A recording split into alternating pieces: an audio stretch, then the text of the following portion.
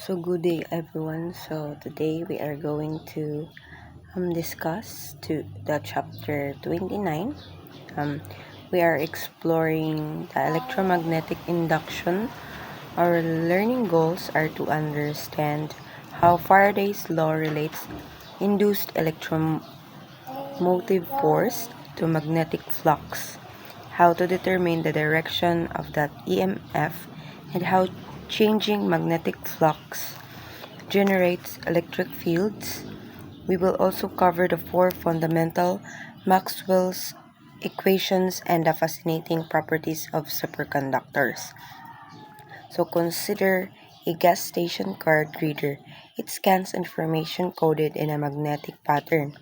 On your card, have you ever wondered why you must swipe it quickly rather than holding it still? The answer lies in energy conversion through electromagnetic induction described by Faraday's and Lenz's law.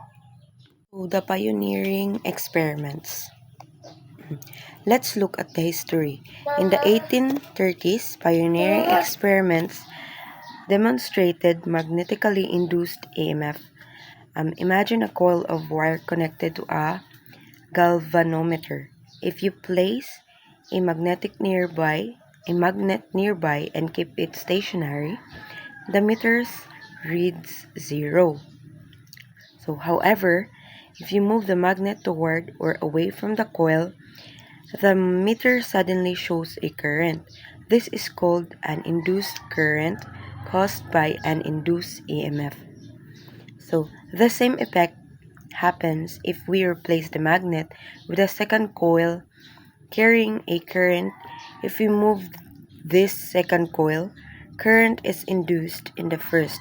Interestingly, if we keep both coils stationary but vary the current in the second coil by opening or closing a switch, we still induce a current in the first coil. So, the takeaway current is induced only when factors like magnetic field, shape, or orientation change. If everything is constant, there is no induction. Magnetic flux. Third, magnetic flux and Faraday's law. To understand this mathematically, we review magnetic flux. It is an amount of magnetic field passing through a surface area. Flux is maximized when a surface faces the field directly, orient 1, and is 0 when the surface is edged on orientation 2. Orientation 3. So, this leads us to Faraday's law of induction. When magnetic flux through a closed loop changes with time, an induced EMF drives a current around that loop. If you have a coil with n identical turns, the total EMF is multiplied by n. Is the Lenz's law. So, but which way does the current flow? We use Lenz's law. It states the direction of any magnetic induction effect is such that it opposes the cause of the effect. So for example, if a magnetic field through a coil is increasing, the induced EMF will drive a current to create a field that opposes that increase. Fifth is the applications and advanced concepts. So induction appears in various forms. Motional EMF occurs when a conductor moves perpendicular to a magnetic field.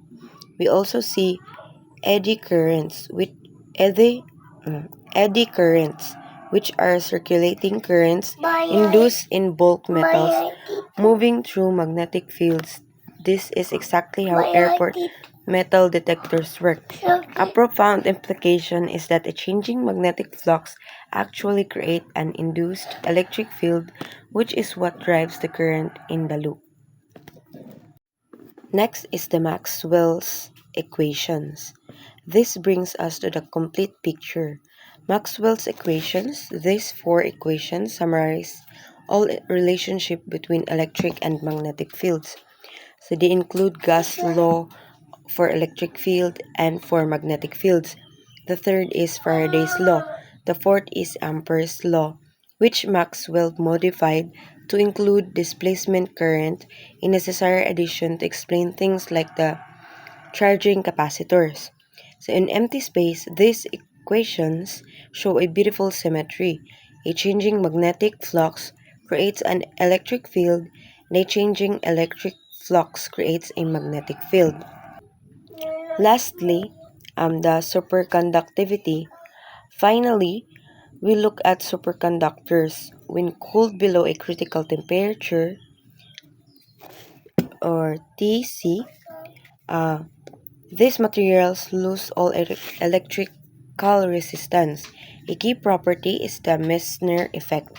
When a superconductor transitions, it expels all magnetic flux from its interior.